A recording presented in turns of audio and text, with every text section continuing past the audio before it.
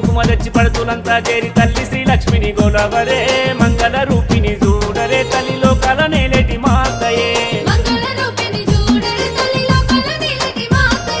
శ్రావణముచ్చెను ముత్తైదులంతయు గుముగుడి పూజలు చెయ్యరే అమ్మ మాంగళ్య నిమ్మని కోరరే సకలాన్ని ఇచ్చేటి అమ్మనే